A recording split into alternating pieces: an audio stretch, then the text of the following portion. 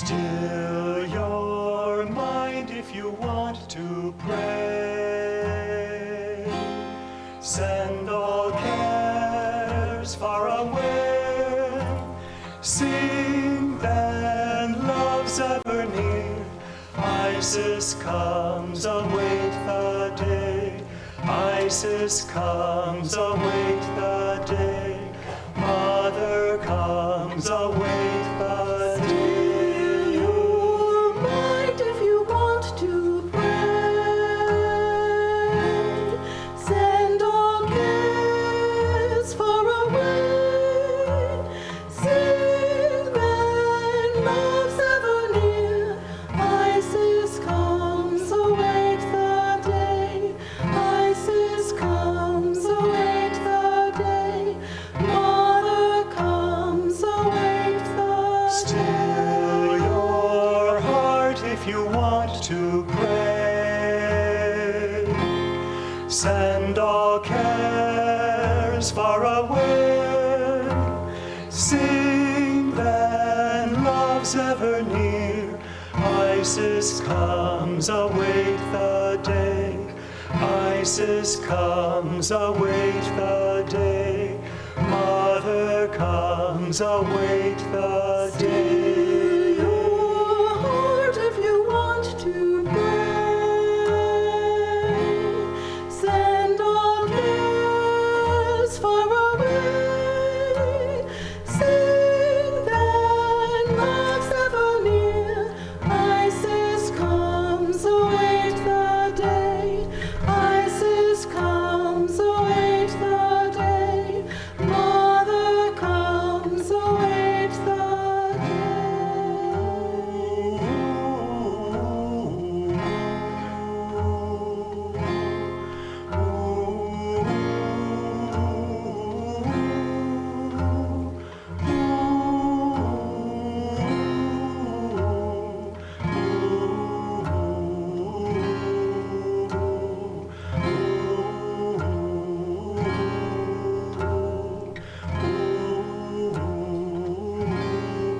Still your soul if you want to Still your soul if you want to pray. your soul if you want to Still your soul if you want to pray.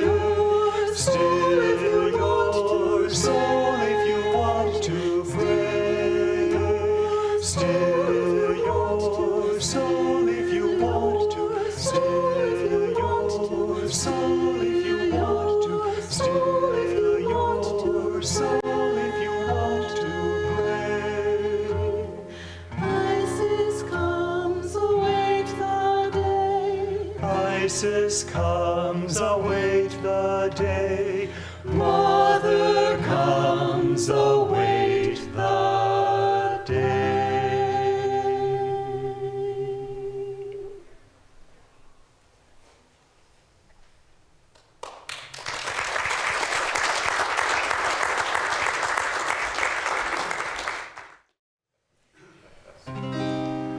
I've heard your flute high on a cloud. Your call I can't resist. Oh, let me come and play with you. We'll scatter music with the dew and sound the morning mist. I've heard you piping on a hill.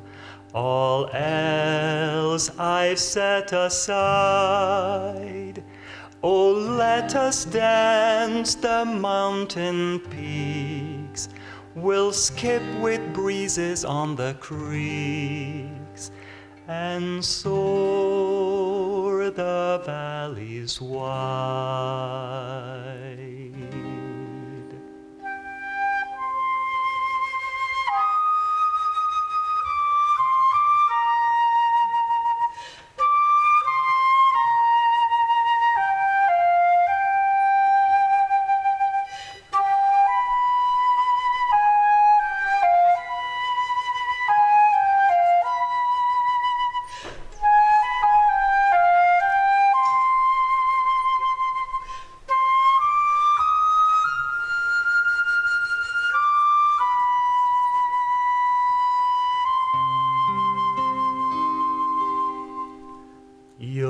solitude has called me to the fields.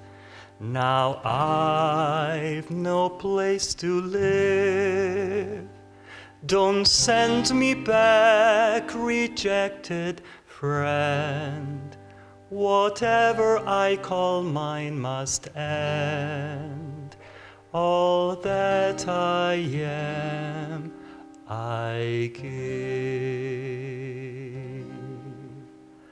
I hear your call in every tree, in every flower and stream, and sweetest melody of all, a song that heaven's joy recalls. Here in my heart you sing.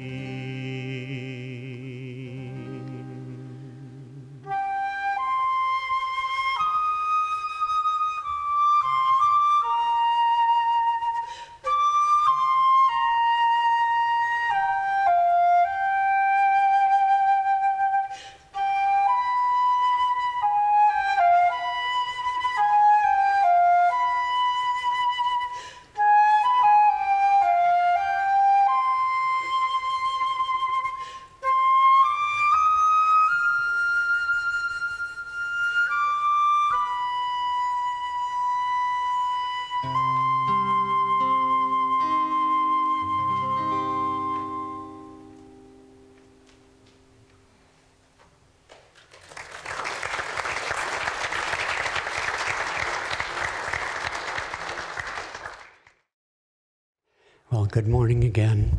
It's nice to be back again in person with people, and of course with those of you online.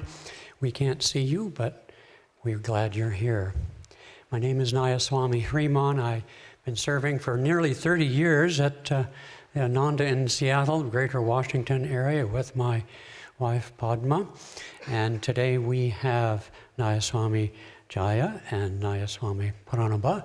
And our topic today is meditation tools for upliftment. We decided to separate the themes. I'll talk a little bit about meditation as such. Jaya, about the attitudes, right attitudes for meditation, and Pranaba, he's not sure.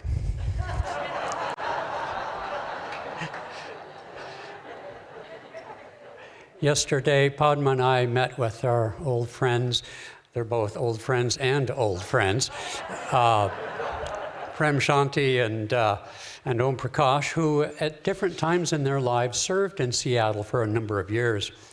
And Prem Shanti gained the reputation for, it took her some years, she reported, but she came up with a phrase by which she could respond to the fertile brain of her husband and his unceasing flow of ideas. She would say to him, "Om Prakash, some of your ideas are better than others."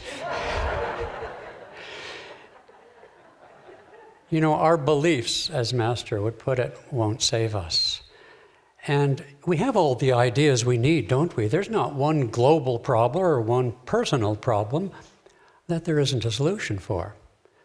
As Yogananda is well often quoted, there are no obstacles, only opportunities.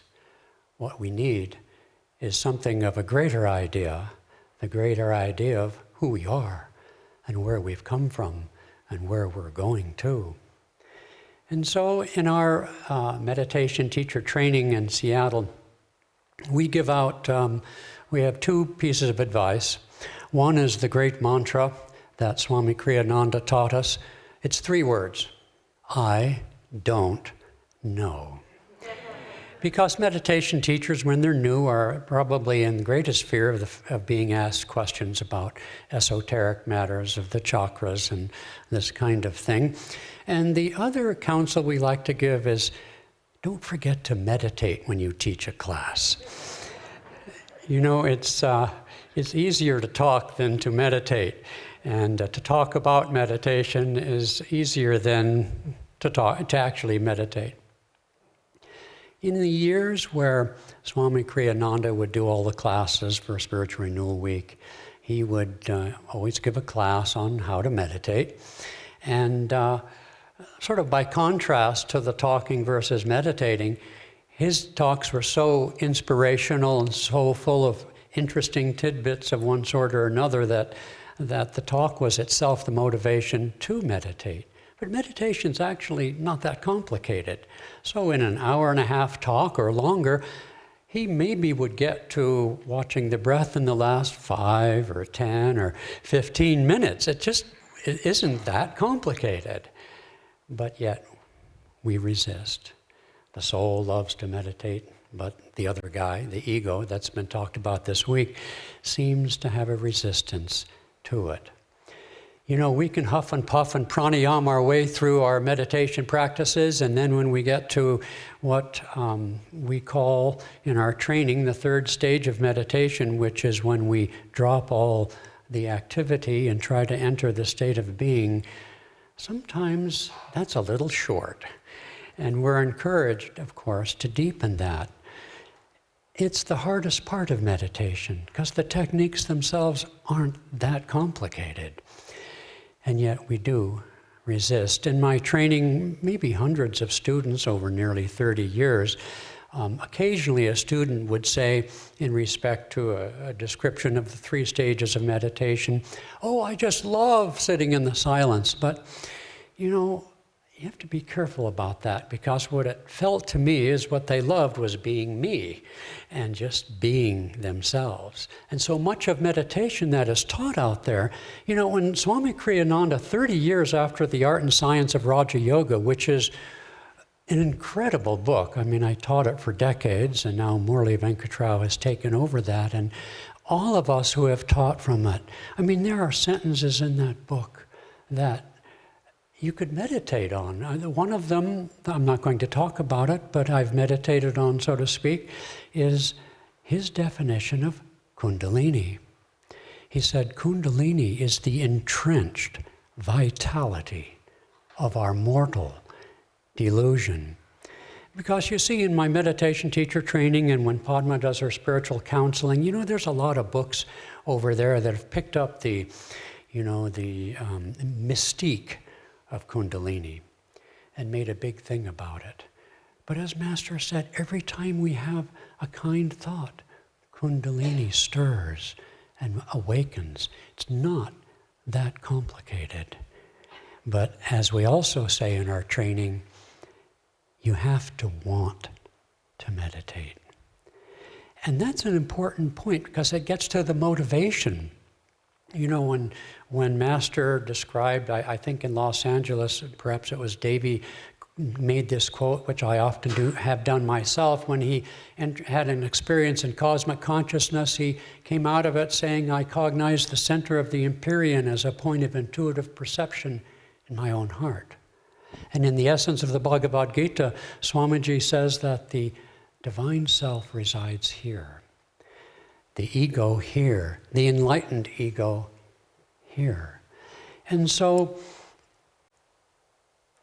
our practice of meditation is to transcend all, yogas chitta vritti nirod, is to transcend all movement.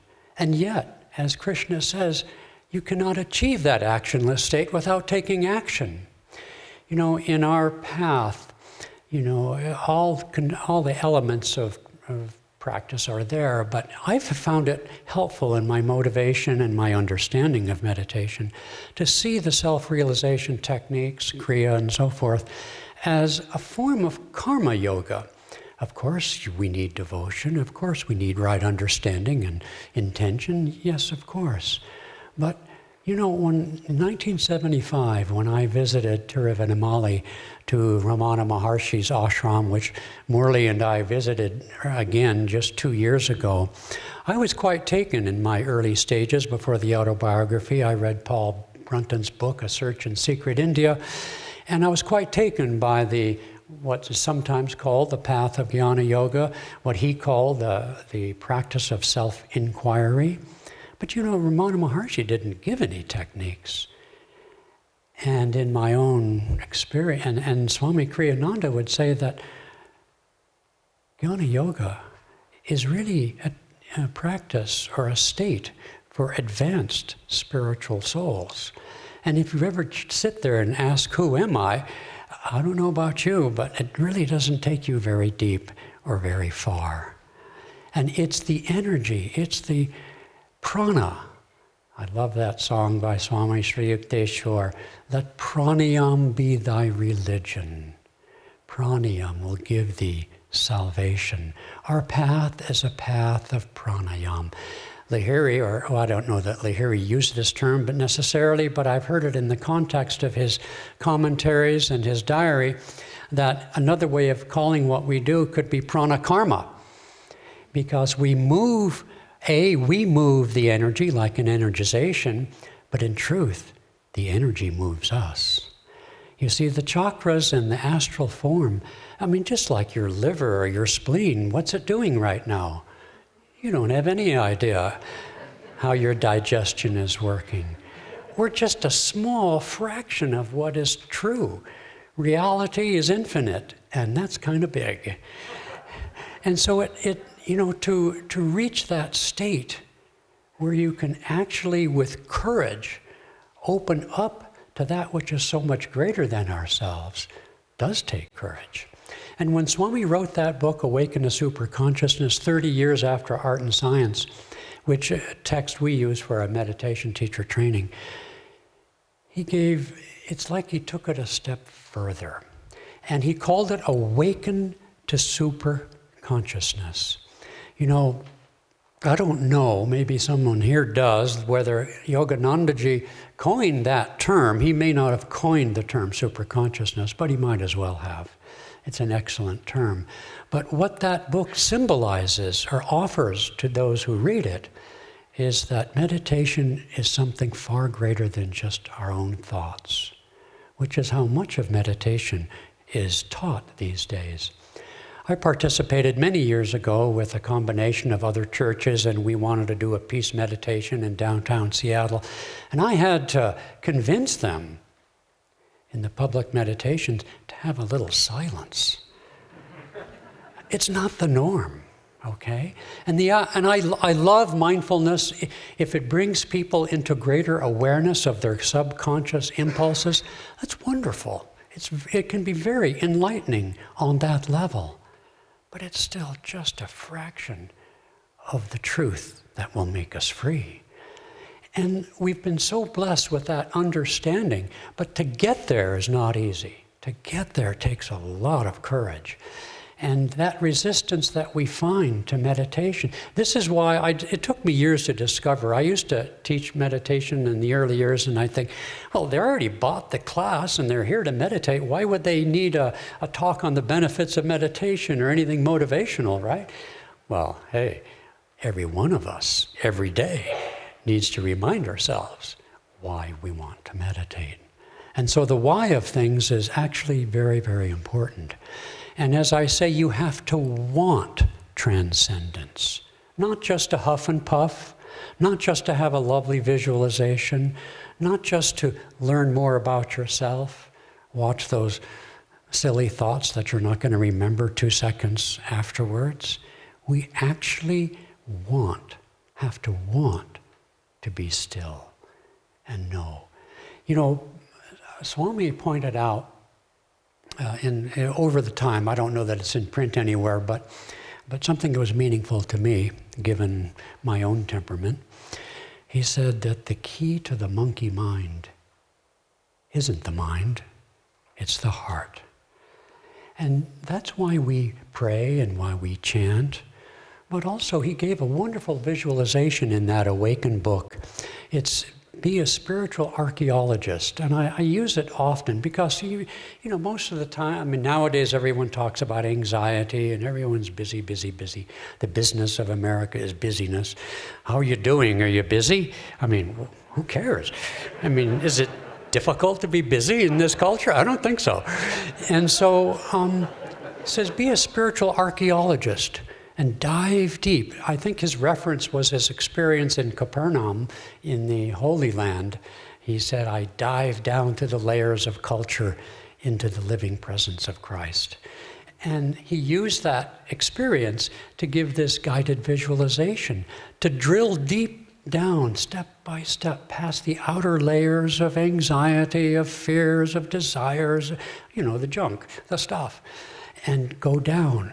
And to do that at the beginning of your meditation, in addition to a prayer, and if you chant, in addition to a chant. Because you're bringing the prana, you're bringing the energy of yourself in. Bring it in through the door of the heart. I think that's one reason, at least I'm going to say it's one reason, that Swami would always chant, door of my heart. Because when we open the door of the heart, when we're content, when we're at rest, when we're at peace, the monkey mind says, cool, I'm with you. It just sort of settles down. That's the key. The other thing is, we've been talking, a few of us in Seattle, I don't know why these topics arise, but Swami has made statements over the years that he didn't really have a lot of inner experiences and seeing portions of the spiritual eye. Well, there's a story of Ramakrishna that Ramakrishna, he said, I'm holding the keys of God realization from you to his great disciple, Swami Vivekananda, so that I can squeeze a lot of work out of you, and then you get it. And I think some of the things Master said to Swami, your life will be a life of service, and then he paused, and meditation, and other things that he said, including you'll find God at the end of life, and death will be your final sacrifice. And Swami would sometimes say, what sacrifice is that? But anyway, I think something very similar was in Swamiji's life. He had a lot of work to do. He was the most accessible, most prolific, most giving direct disciple, bar none. And however diffident he was about relating his inner experiences, number one, that tells us we should do the same, okay? Because I've taught a lot of meditation classes and Raja and all those things. People like to talk about those things. I understand that, but they don't really mean that much, okay? If they had a meaning, they'd have told you. They're signposts to help us concentrate. Patanjali says any of these astral perceptions are simply there to focus your mind, and then by degrees to absorb, and then by degrees to transcend them completely, okay? They're just like meditation techniques, nothing special. And yet, when I look back over Swamiji's life, he radiated all the 8 aspects of superconsciousness. It was his life dharma to serve and to give. And the 8 aspects align more or less comfortably with the chakras. So the low coming up from the bottom piece emanating through the Muladhara chakra. Well, Swami would sometimes say, peace is my bottom line. Meaning he would not do or say or feel anything that would disturb his inner peace. Wisdom. Look at all the books he wrote, thousands of lectures. And the books that I, and I think many of us treasure the greatest, his magnum opus of the essence of the Bhagavad Gita, his autobiography, The New Path, Promise of Immortality. Wisdom, he had wisdom for breakfast, as he might have said. Vitality, energy. My Lord, he was at death's door more than the cat, more than 9 times. He had tremendous energy. He said, I feel like I'm sitting on a volcano. Acceptance, love, devotion. In the early years, his devotion was a little bit held in. Not a lot, but a little bit. But as the years went on, it was unrestrained. Calmness, my goodness, under intense persecution, intense all sorts of things, he radiated goodwill and connection, deep calmness. And at the end of his life, in the final years, he was like an overflowing chalice of bliss. That leaves us the last 2, which are generally considered internal, light and sound. Ever listen to his voice? If that wasn't the voice of Om, his music, 400 pieces of music, his chants, even his photos radiate light through the eyes especially. He radiated. He was a crystal clear prism, a crystal of superconsciousness. And his dharma was to radiate that. And to say that he didn't experience it as foolishness. He was it. He didn't have to emphasize it. He didn't have to pursue it. He was it. You know, ideas, we have plenty of ideas. In my own relation with him, ideas were sort of, you know, for some reason I often found myself driving his car. In the early years, he would drive the car and I'd sit there. But one time when he was driving, he was playing this beautiful album, which I love and I recommend for those of you who want to learn the harmonium, Kriya Ananda Chants Yogananda. And on that album is, Will That Day Come to Me? And on the album itself, he barely can continue. He went so deep into it. So we're listening to this album, and what did I say at the end of the album? I came up with this deep thought. I said, Swamiji, you forgot the line, 1,000 Vedas do declare. He just looked at me and just didn't say a word. Then one time I asked him, well, you know, if you need a guru to become realized, how did the first guru ever get realized? You should have seen the look. You know, when I read the autobiography the first time, I didn't really think consciously about this, but I just had this feeling that Yogananda was Jesus Christ. It was an unexamined feeling. And so one time we were together and I asked Swami, I mean, he said other things years later, but long ago, well, you know, Master had visions of Jesus Christ, right? So I'm thinking to myself about what I had felt when I first read the autobiography years before that. So he couldn't have been Jesus Christ, right? He said, oh, heavens, no. You can call out from the ether. In infinity, past, present, and future exist simultaneously. So no, that's by no means definitive.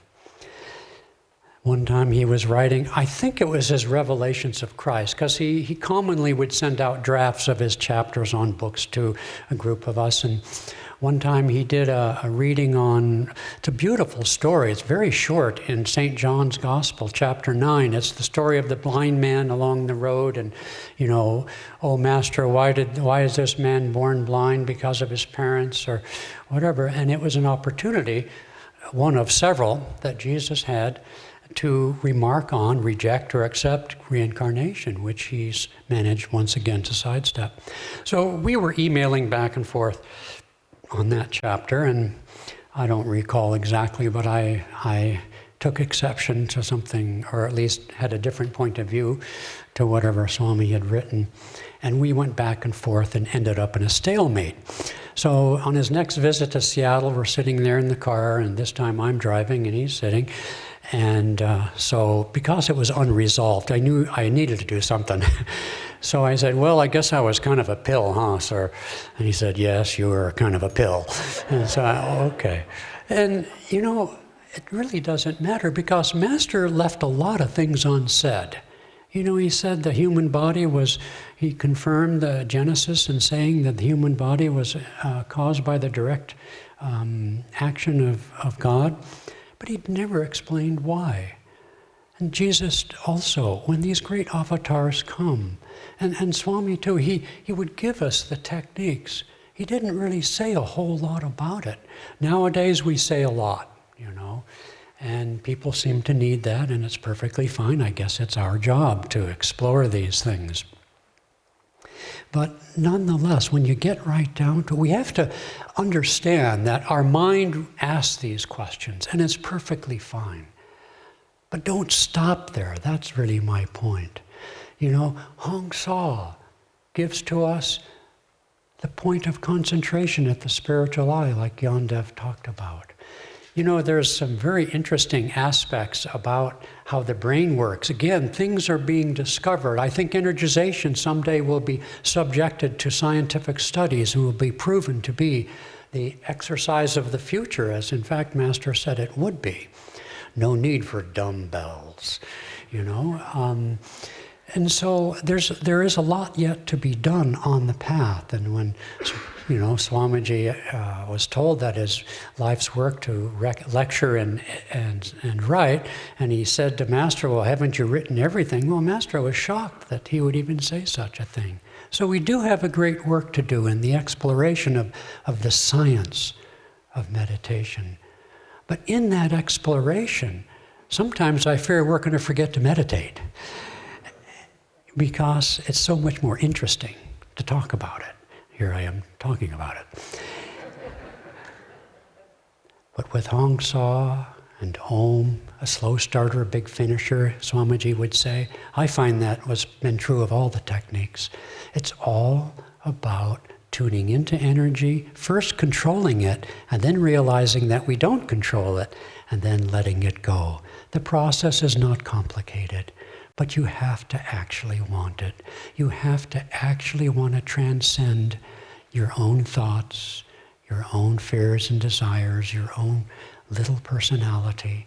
And over the years, you begin to realize how superficial and useless are our opinions. My friend Nayaswami Jamuna once long ago, many, many decades ago, I remember her saying that you're not really on the spiritual path till you decide your opinions are not worth that much. And I would add also to that the thoughts. So let's go deep in the inner space of God realization. Thank you.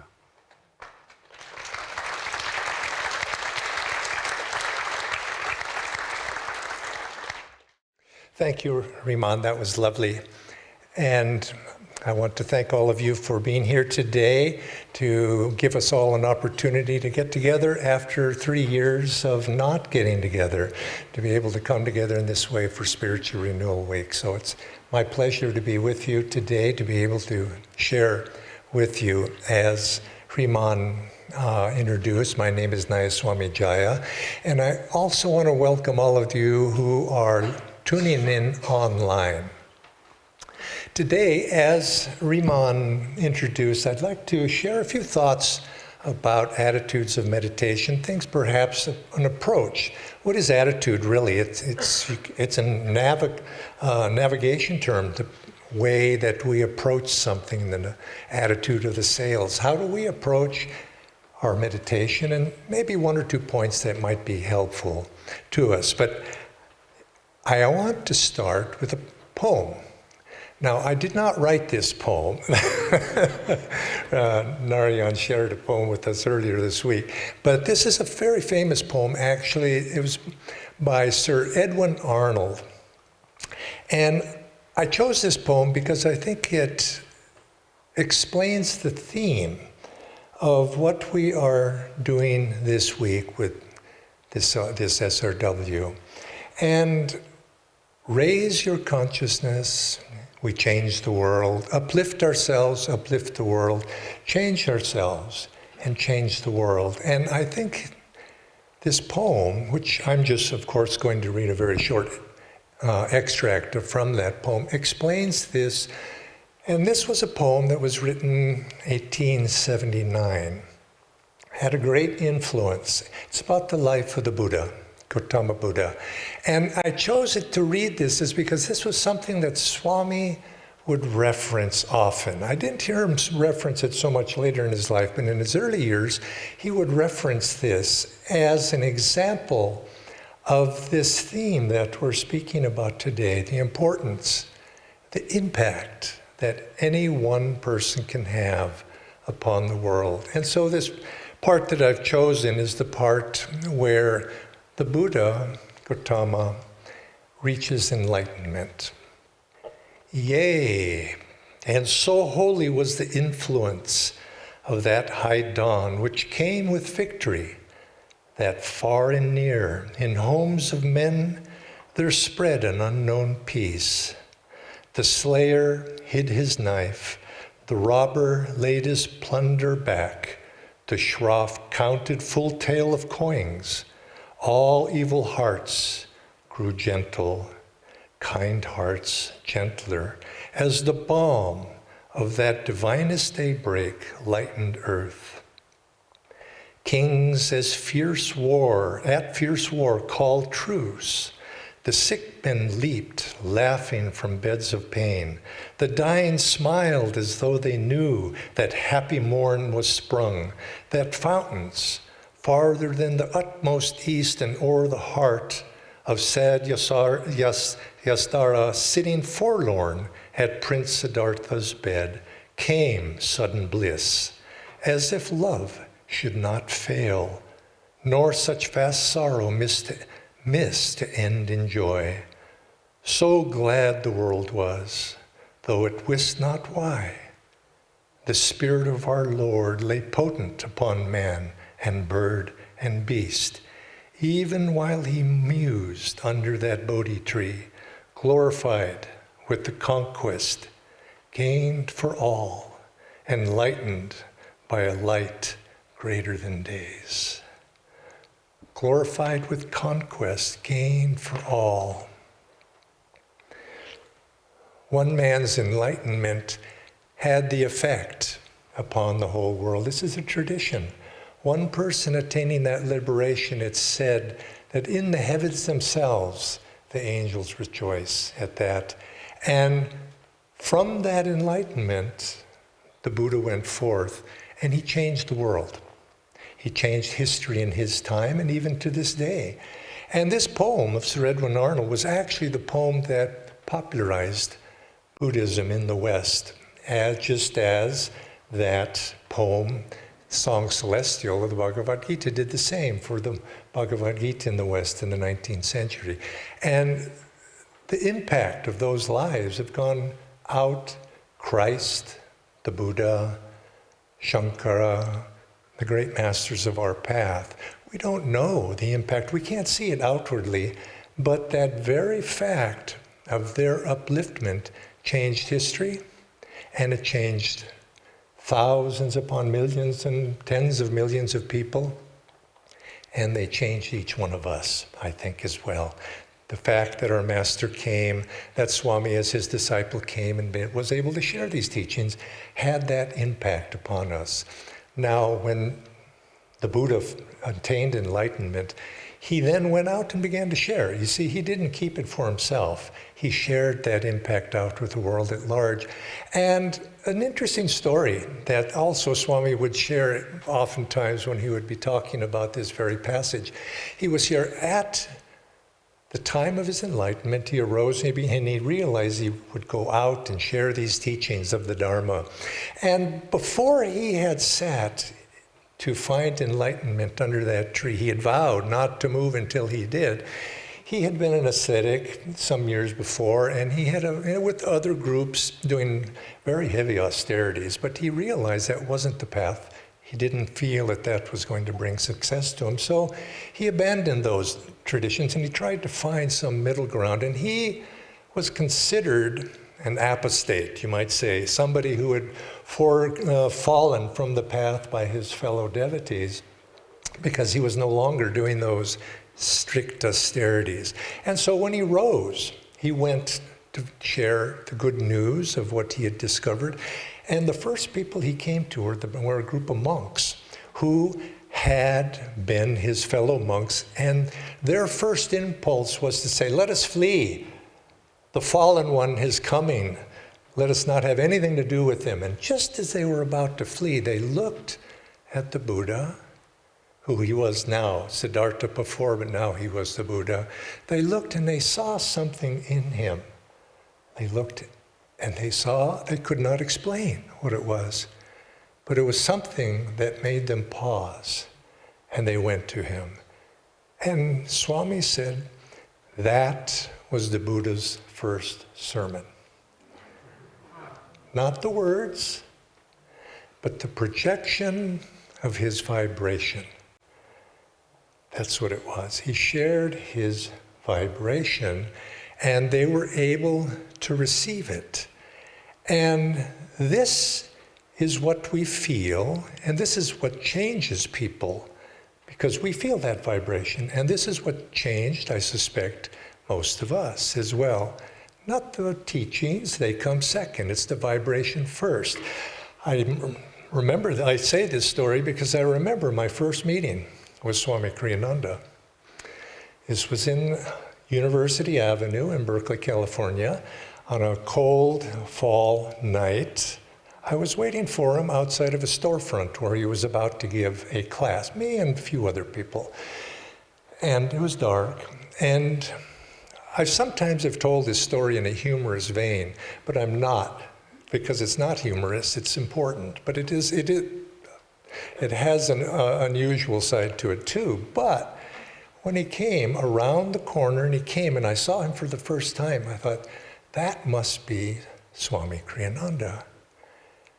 And I had an instant reaction to him. And it wasn't an enlightened, vision or anything of that nature, but I smiled and I said, I like this man. I just looked at him and I say, I like this man because I felt something. Now, in those days, I couldn't at that age of 22 explain what it was that I felt. But looking back, what was it that I felt? His vibration. And from there, my life changed. He changed my life through that vibration. And this is what all of us perhaps have been touched in one way or another. Now, that's a prelude to a story that I want to share. Some years ago, it was 2011, and Dharmadas Ji and Nirmala will remember this story because they were there with one or two others. Swami had come out of the hospital, and I at that time was living with the devotees in Gurgaon, the NCR. I was living in Gurgaon 2011, and with Dhyana. And Dhyana and I don't remember the reason, but we had come to Pune, one, to see Swami, but also probably to do a certain amount of business. And we had come, and Dhyana and Swami was in the hospital. So we didn't really have a chance to see him. He was one of the many ailments and infirmities that he was overcoming, but this was a very serious one. So we didn't have a chance to see him, but we were about to leave and go back to NCR, and Swamiji, he granted us his darshan to give us a blessing before we went back. And he was staying at that time in a hotel in Pune, and Dharmadas and Nirmala were with him. One or two others came with us, and we went to a private lobby and he came, you could see he was very weak, but I could perceive, and I feel this was true, that he was in an ecstatic state. He was not in a normal state. We could see he was infirm, but his voice, his presence, his whole demeanor, he was in a different place. And he came out very graciously, and he began to reminisce. And he began to think about tell this story, a little bit this story back. And he was just going into the past about Master, saying different things. And he knew Dhyana and I were there to come, and we were leaving, we were going to go. And he said something somewhat directed to Dhyana and me, but I think he directed to all of us there who were there. He said this, remember,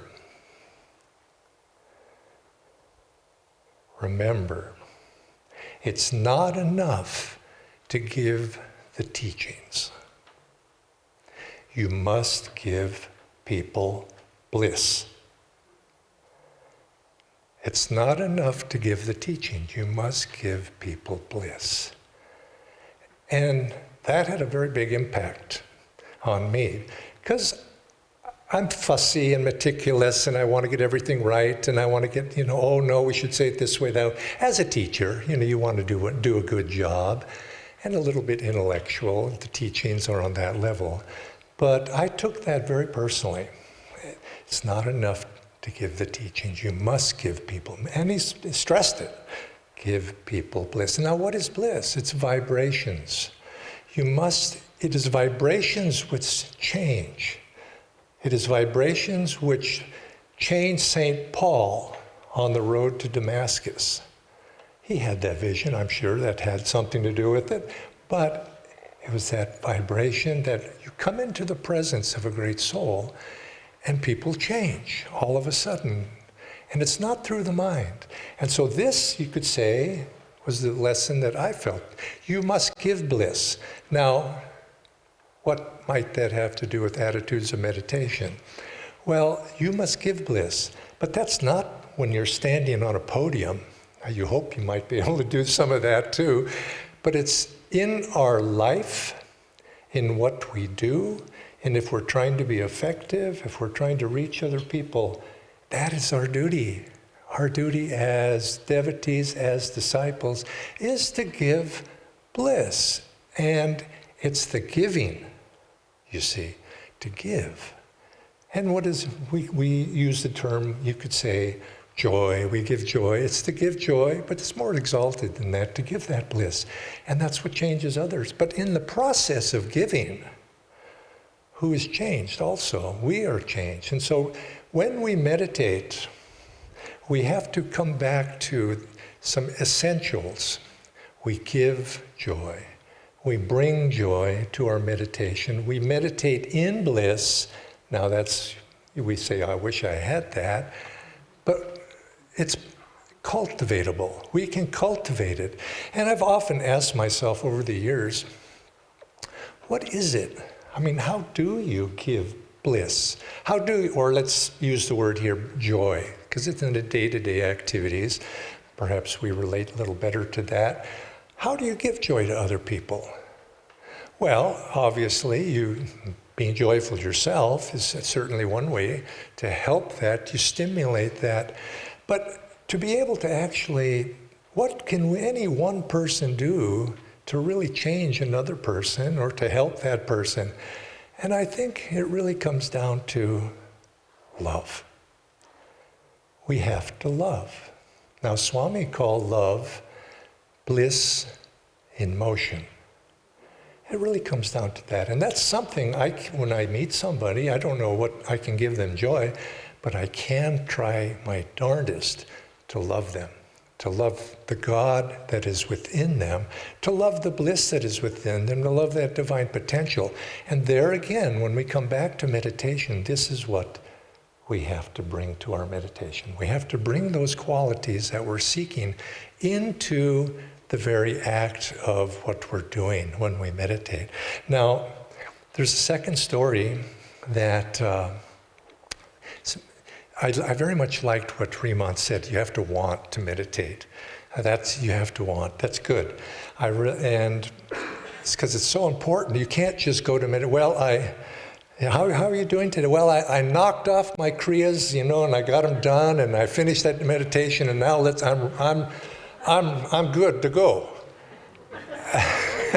I've had that attitude, I knocked them off and I got it out of the way as if it was some, like brushing my teeth, and we can't have that approach. We have to have that want to actually do what it is we're doing. But I'm going to take it a little bit further than wanting to meditate. Something Swamiji at a satsang, and I can't remember the exact circumstances of that satsang, but he was asked a question about so many people, Swamiji, they come, somebody had departed, you might say, gone in another direction. And he said, so many people come and go, Swamiji, what does it take? And I think maybe the person was thinking in their own sense, am I going to be able to last on this, this journey? And he says, what does it take to stick to the path and go, continue? And Swamiji, he mentioned a few other things. You have to have, you have to have your sadhana right. You have to put the energy here and do that. And a few things. He just more of on the, I don't want to say mundane, but more on the, you might expect him to say sort of things. And then he gave one find, but he said one find, he says, but to really last and to be successful, you need to make your spiritual life a matter of life and death. A matter of life and death. So you have to want to meditate, but when you're in real danger, something happens to you, it focuses the mind. And We have to, that sense of urgency, which a few others have mentioned this week, needs to be there. A sense, and that needs to not just be there, but needs to be cultivated, actually. I think we cultivate that sense of urgency. Different ways, perhaps remembering that feeling of enthusiasm when we came on the spiritual path, that sense of, unfortunately, death is coming, you don't want to wait till the last moment. I got so much time. Whatever it might be, you can cultivate that urgency. And in that vein, I liked it. Nirmala said something, and I can't remember exactly what she said about music, but I came across this quote as I was thinking about urgency, which Nirmala, you inspired me to repeat here. Swami said, music is effective not only in quieting the mind, but also in filling one with a devotional hunger to go deep in meditation, setting all other thoughts resolutely aside. Then he says, without that heartfelt yearning, deep meditation just isn't possible. In other words, heartfelt yearning, the necessity to bring to our meditation as an attitude the sense of life and death. Remember how was mentioned this week when Swami first met Master. He said he was desperate. And I remember Swami many times has retold that story where he would almost be in tears when he would sit. He was saying to Master, you must accept me. You must accept me, when he asked to be his disciple, and Master didn't answer immediately. He was desperate. And I think to bring that fervor of desire to the meditation temple when we meditate is to maintain that, to cultivate it. And you could say that fervor, that desire, is the essence also of devotion. To want, to really want something, to want God, to be able to have devotion even, like Master said, or Swami would say, if you don't have devotion, pray for devotion, to have that and bring that to our meditation seat. And so what Hriman said is absolutely true. We have to want to do something. And if you want something, the lover in the love letter, you're going to do it. You're going to scale mountains if necessary to get there. And we need to bring that to the table, to our meditation room. And if you do, you find that in the very loving, in the very devotional fervor, we gain back that inspiration, we gain back those feelings of devotion, come back to it. So it's in the giving that we gain, in everything we do. Joy, bliss, peace, calmness, all of these come when we present that first. And so sit in that attitude. And finally, one last point I'd like to share is that over the years, when I first began trying to seriously follow up on practice, what one might preach, you might say, I used to pray, come to me, Lord, come to me, Lord, come to me. And in that vein, something along those, Divine Mother, come. And very intensely. And it was helpful. It was helpful, but at a certain point, I don't know, I changed. I began to change my prayers a little bit from that. Because that intensity of come, Master, come, I want you, I felt was an affirmation that I didn't have him. I was pushing him away, actually, by praying in that way. Come, you're not with me. You're not with me, you're somewhere else.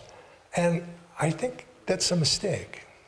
For me, I don't know if it's a mistake for others. It was helpful for a while, but eventually I realized Master's with me already. And he even says that. He says, don't you realize it's just a matter, he's there. It's like that story of St. Anthony in the desert where, the devil's tempting him and crashing down. And he calls to Christ to help save him and come, and Christ does come and drives the devils away and so on. And Anthony says, so where were you, Lord? Where were you in these trials that I had? And if you listen, you listen to the recording masters, Anthony, I was always with you. And that's how it is. God is Master's with us right now. And so I've taken that prayer, you might say it's various ones, one of which is what Master said, that prayer, reveal thyself. He's only hiding. Divine Mother's hiding. I'm hiding. Maybe I'm hiding. I'm on the wrong side of the veil. I want to part that veil. Yeah, maybe God isn't. It's me who's hiding. But reveal thyself, Master. Divine Mother, come out of the darkness. Let me see you. Let me know you. Let me be with you. And this, I think, this doing that God is with me already, and then in my daily activities, I know it's said God is the doer. I know that philosophically, but it sure seems that I'm doing a lot. It just doesn't fit with me to say God is the doer, God is the doer. It seems like an affectation, actually, if I say that. But God's my companion. God is with me. And we're doing it together. Now, I know I'm really not doing anything, and I'm the silent partner here, and he's silent, but I'm the junior partner, really. But we're doing it together. God, let's do this together. Help me. You're right there. You're with me at all times.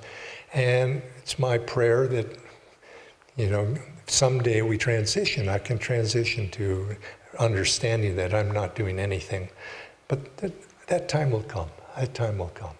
And so take those. There's three points, and see if you can put them into action, make them practical, and actually practice.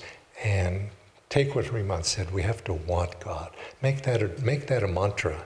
I want you. I want you. I want you. And you're right there. Reveal thyself. Reveal thyself. God bless.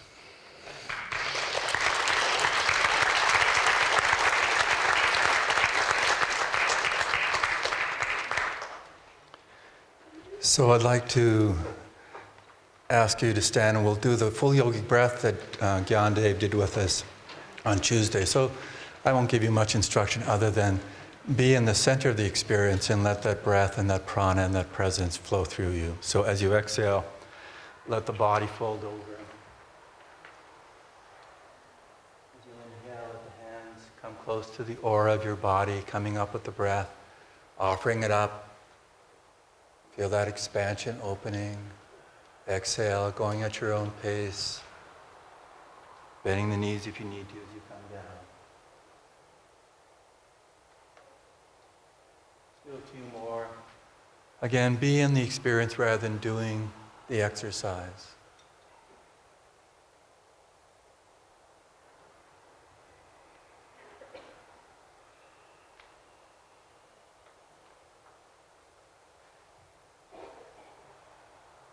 And after your next inhalation, stretching up, let your arms come down. Go ahead and be seated again.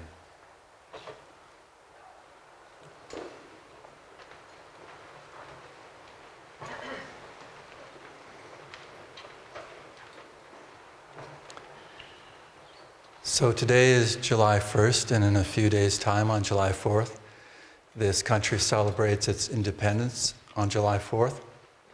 And it's also Ananda's celebration of its anniversary of being founded in 1969. So there's an aura of energy that's here, and I came across a quote from Benjamin Franklin, who was one of the founders of this country, with a very interesting and insightful quote. He said, there are three things that are extremely hard: steel, a diamond, and knowing oneself. And he had that aura around him. Parvati and I just recently watched Ken Burns' documentary on Benjamin Franklin. And I think it's his most recent documentary, but very insightful. But I was thinking about this, why it's hard. For most people, it's because they're looking from the outside looking in. Now, fortunately for all of us, as devotees, as meditators, we're actually looking at it more from the inside out. We're, as Master said, we're coming from the perspective center everywhere, circumference nowhere.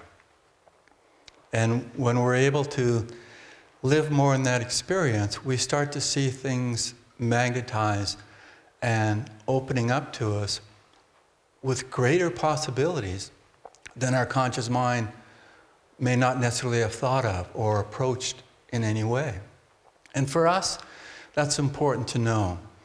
You know, I was reading the Swamiji's book on the Yoga Sutras, Demystifying Patanjali. And one of these great souls, I think it was Hriman, mentioned the second sutra of the Yoga Sutras, which is Yoga Chitti Vritti Nirod. Yoga is the neutralization of the vortices of feeling. And Swamiji, in his commentary, brings up an interesting point. He said, I've always been puzzled whether to refer to this as an achievement or an attainment. I mean, pause for a little bit and just think about that. Achievement, attainment.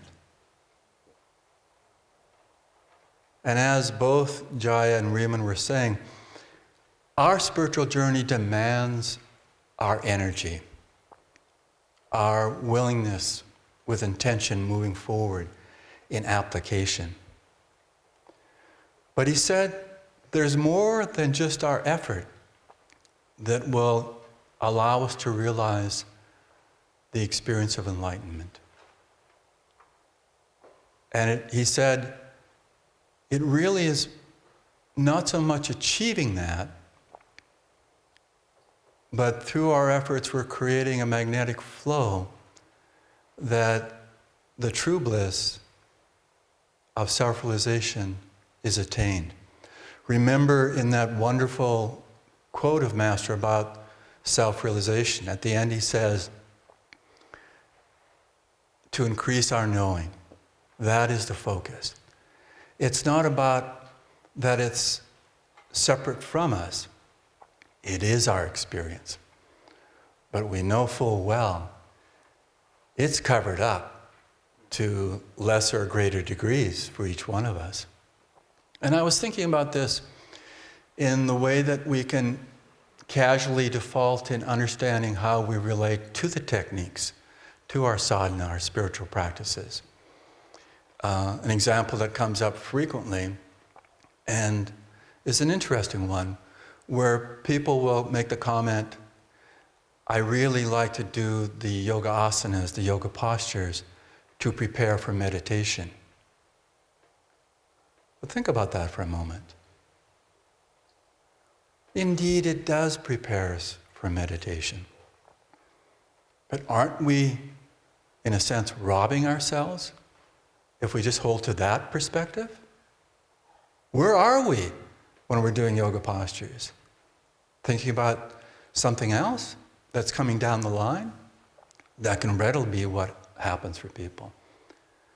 But remember the term that Swami used to describe the yoga postures. Yoga postures for higher awareness. We want to be in the fullness of each moment of everything we're involved in as an experience of touching God. Or perhaps, more truly, the experience of God touching us. That we want to include in all that we do in our spiritual practices the essence of the divine. Because as we've just heard, the essence of the divine is always with us. It is our lacking of that realization that clouds what that experience is for us. But it is always there. And I remember years ago, this is before I actually moved to Ananda village, I had visited here a number of times and taken Kriya initiation, and I took my yoga teacher training program, and I was back in Canada. By the way, Canada today, July 1st, is celebrating its Independence Day. So remember Canada in your prayers as well. Not that I have anything to do with Canada. But being back there, I initiated starting a Ananda meditation group. And I was really taken by the yoga postures. More in the sense I'd been doing them even before coming to Ananda. But Swamiji's approach of that higher awareness really felt much more aligned with what I was seeking through them. And as most of you, if not all of you, know, that Swamiji has encouraged the mental repetition of affirmations for each of the asanas, the yoga postures. And philosophically, as Jaya would say, I appreciated them, but they are from the outside looking in.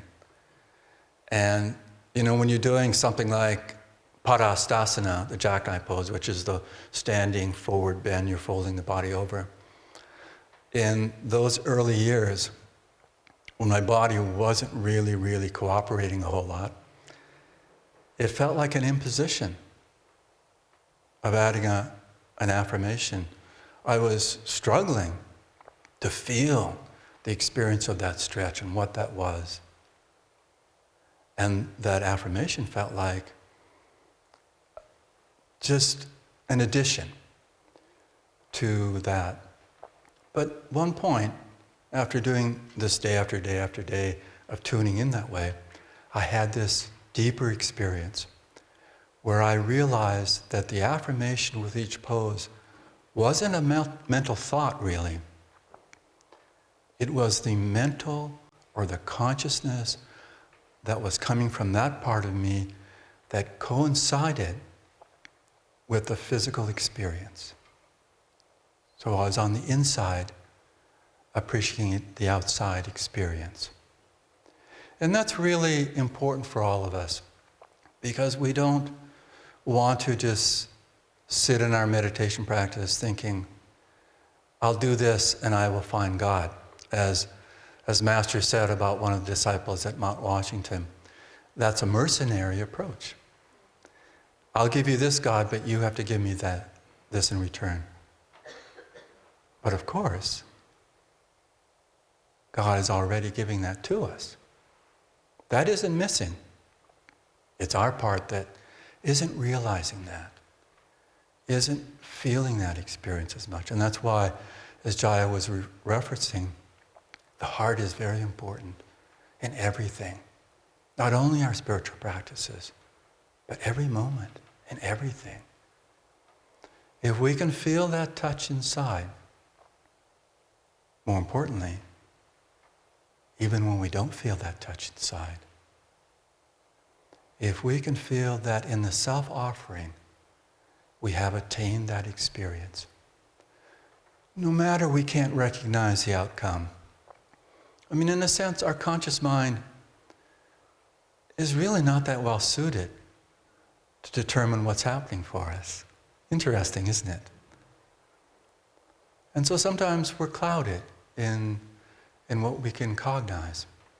I mean, take Sister Gyanamata, Yogananda's foremost woman disciple.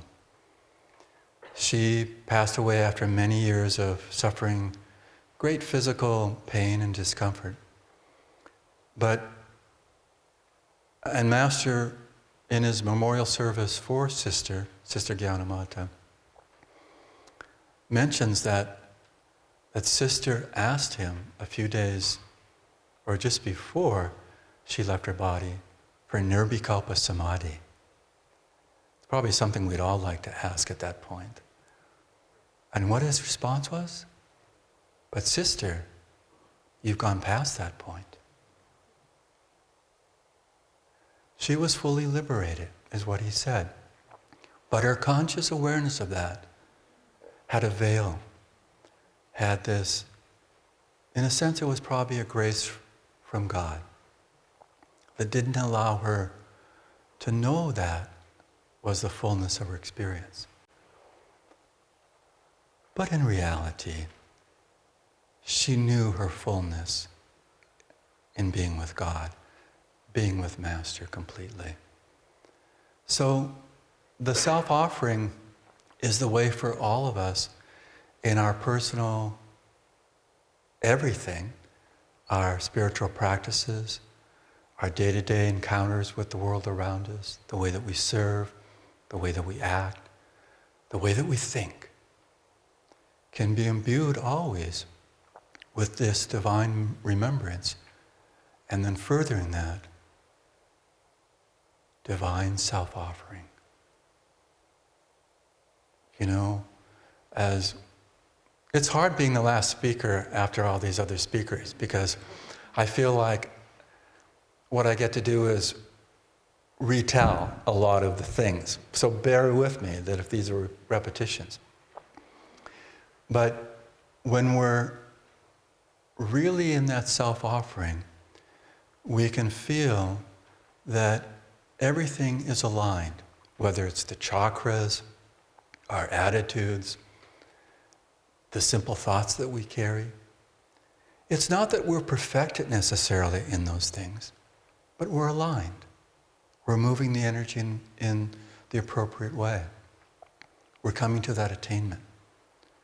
You know, in the book that was referred to, Awaken to Superconsciousness, that Hriman referred to, and others earlier referred to, Swamiji takes a very interesting approach that was very thrilling to tune into in his understanding of tuning into the yamas and the niyamas of the 8-limb path of Ashtanga Yoga that's presented in the Yoga Sutras.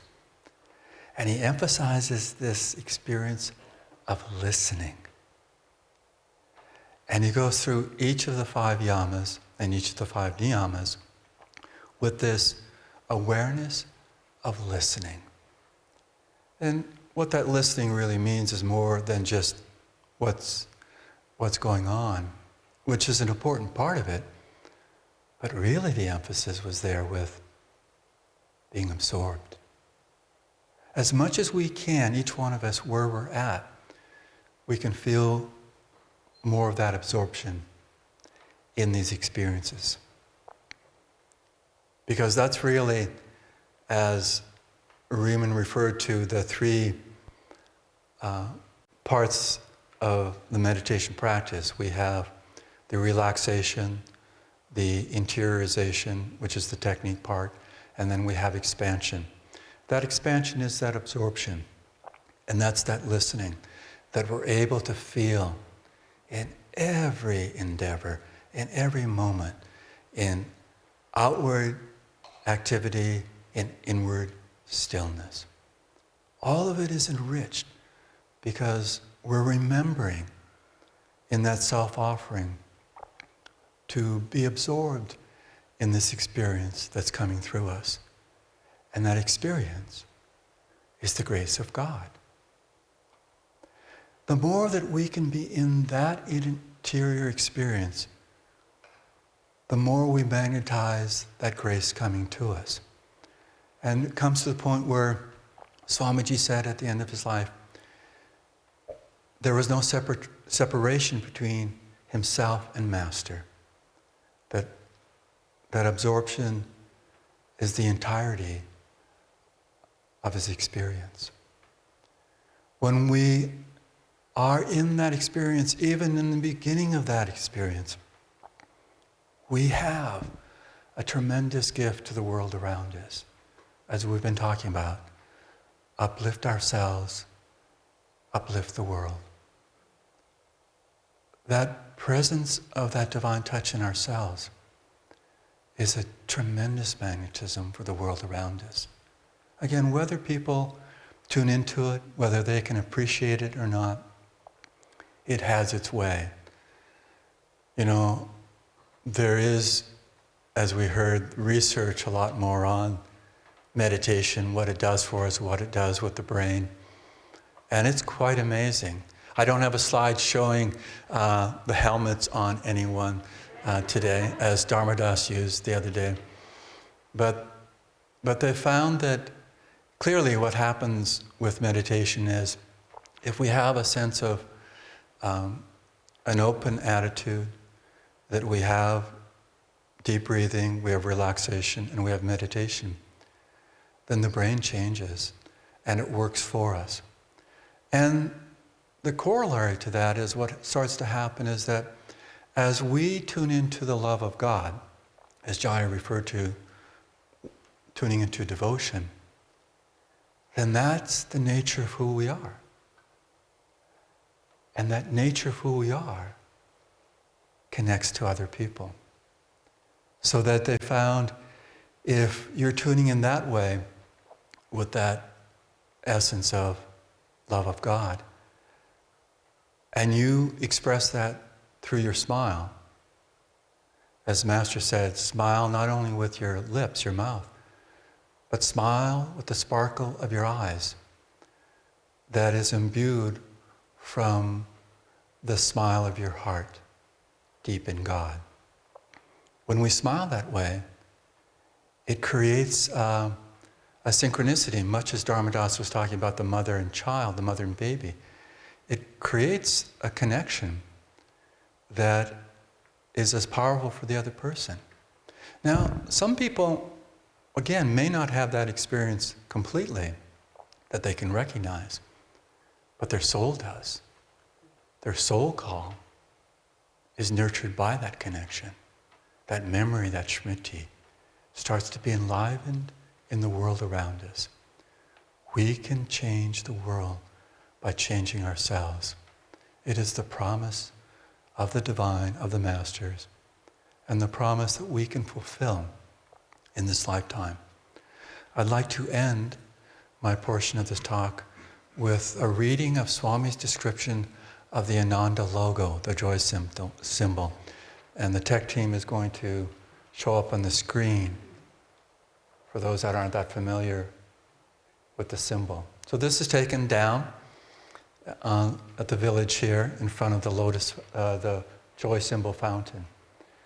So tune into the image, feel it clear. This is an image that came to Swamiji in meditation many, many years ago.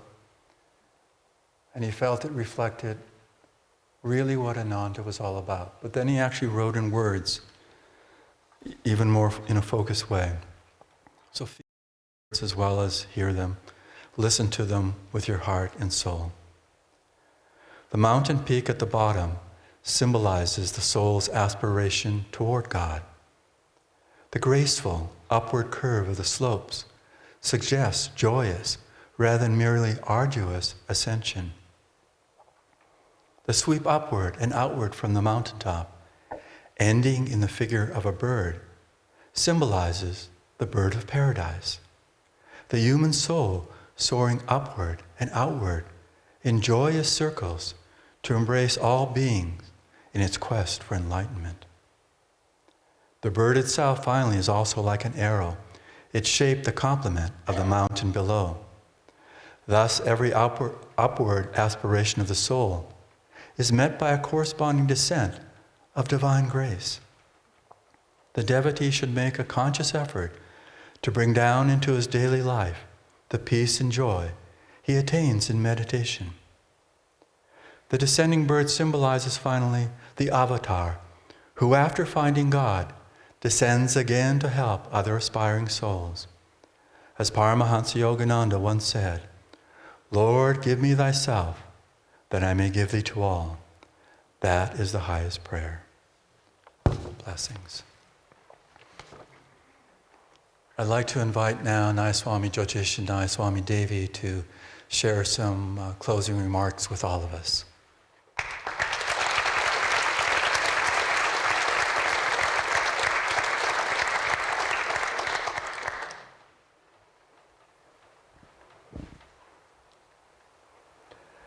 I very much. Want to thank you, and by extension, thank all of the people who shared this week. It's been a really wonderful week of inspiration. Thank you. You know, obviously, we all know the theme of the week is uplift yourself, uplift the world. But I would like to offer this. I imagine you feel more uplifted now than when you arrived. At least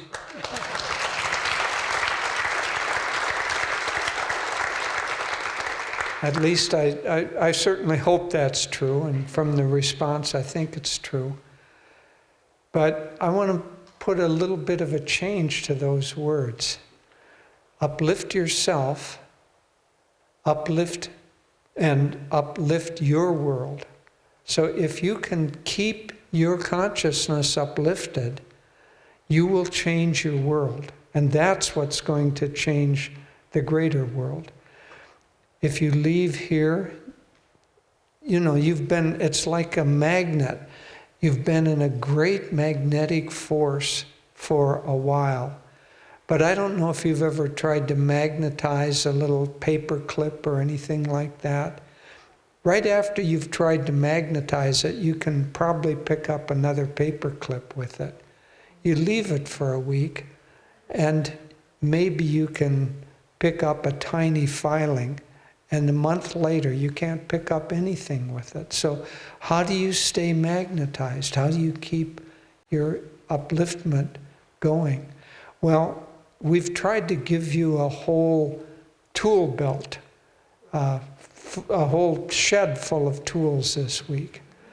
You know, there have been attitudes, and there's been techniques and descriptions of the inner spine. And tonight, we will have, for most of you, Kriya initiations.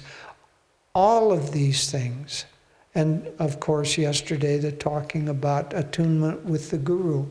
All of these things are tools. But tools don't do the work by themselves. I don't know if you've ever had a rake spontaneously get out and start cleaning the yard. Hasn't happened to me. The tools are there. The upliftment is there. But the use of them, as Jaya put so beautifully, and Hriman, you have to want God. You have to want desperately the upliftment of consciousness. And if that happens, then you will indeed use these tools. I would like to suggest, because your consciousness is in an uplifted state, when you're uplifted, your world is changed. But I would like to suggest that while you're uplifted, before you leave, this afternoon, tomorrow, sometime before you leave, and that includes the people who reside here. We don't get a free pass. Before we leave this uplifted consciousness, that we figure out a game plan.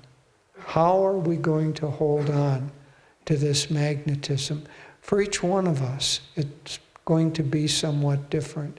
But really, try to spend a little bit of time figuring out how you're going to hold on to uplifted consciousness and apply that in your life. Because without it, even if you try, the inspiration of this week will fade. Having been through 50 of them before, I can say that with confidence.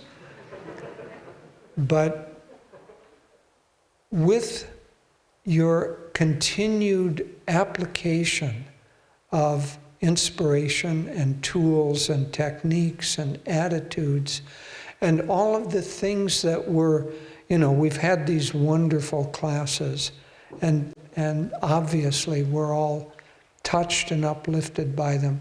But everything else around here is part of the whole process.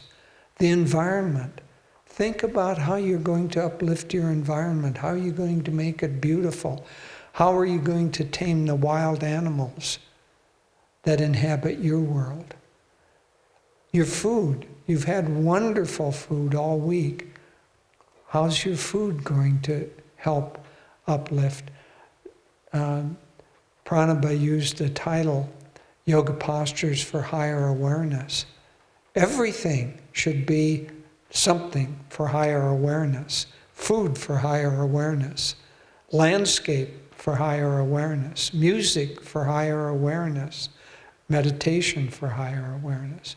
Everything. So kind of my suggestion is go through your life as it is now and think about the various elements of it, and then think about how you can change and uplift each of those various elements to help uplift your consciousness.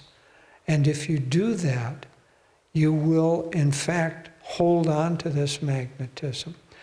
Another thing, these classes, wonderful events, are going to be online. You can repeat because you've been magnetized here. It's easier to listen again and get remagnetized. So that's another tool. But go through your life while you're inspired and figure out a game plan for how you're going to hold on to that. And if you do that, then the force that goes out from this week can truly, truly have a really effective vibration and magnetism and light to uplift the world. I'll just close now with a few thoughts. We won't have a meditation after class today because they have to prepare the temple for Kriya.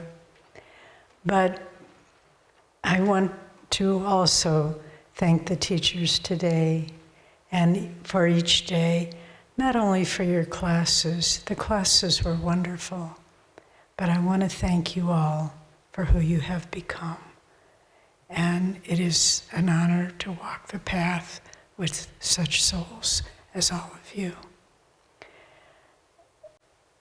Brahmacharya Aditya, in his talk on discipleship, said, the day you take discipleship is the most important day in your life. Well, this week there have been discipleship initiations, pilgrim vow initiations. Tonight there will be three Kriya yoga initiations. And put them all together and we can see this can be a turning point. And on Saturday, traditionally, it's a day of celebration. We've had the focus, the dedication, the self-offering. And then Saturday in the morning tomorrow, we'll have people just sharing how they uplift their lives in an informal way. Then we'll have a glorious Indian banquet. Don't miss it. Not just the food, but the decorations and the environment and the beautiful Indian costumes. And then in the evening, we'll have, for the first time, I think it's probably in about 10 years, that we'll have excerpts from Swamiji's great play, The Peace Treaty. Couldn't be more relevant. This will be in the amphitheater outside. But Jyotish gave you the suggestion of writing down what you're going to be doing. I want to give you a visualization. I find this very helpful in my life when I'm trying to make a change or break new spiritual territory. Have an image in my mind. Maybe it's a certain picture of Master or something like that. And I want to offer you the image. It's well known of Krishna driving Arjuna's chariot with the 5 white horses. Krishna is the Lord in the form of Krishna driving the chariot. Swamiji in the explanation of the Gita called Arjuna devotee everyman. That means he's you and me. And the Lord is driving our chariot. Keep that image in your mind. He's, as Jaya was saying, he's not far away. He's driving your chariot between the forces of materialistic consciousness and soul aspiration. That's the whole of the spiritual path, that one image. And what's Swami and Master explain, at the crest of Arjuna's chariot is a flag. And what is that flag? It's often said that it's Hanuman, but it's the monkey mind. It means that the spine is the flagpole, conquering the monkey mind. Use that as your takeaway image. Lord is driving your chariot, helping you. You will be victorious because He is driving the chariot. And He will make all the adjustments and the strategy that you need. Have faith in the Lord, know He's with you, and think of your spine as that flagstaff. And on the top is the soul victorious over the monkey mind. Let's all collectively, individually, leave with that image. And when you get discouraged, when you forget the words and everything, the philosophy and everything that was shared, hold on to that image and carry it with you through life. And that victory on the field of Kurukshetra, that victory in our own souls, is a victory for the whole world. So thank you. You don't know what a pleasure it's been to share with all of you. I don't think I've ever shared with such a focused, attentive group of people. You brought a lot. And our prayer for you is that you take away a lot of God. And let's go forth with the days that we have ahead of Spiritual Renewal Week. And let's leave, because we will leave too, even though we live here. We'll leave this magnificent energy vortex. Let's leave with the sense, in this lifetime, as Master said, the time for knowing God has come. We can do it through the grace of God in Christ.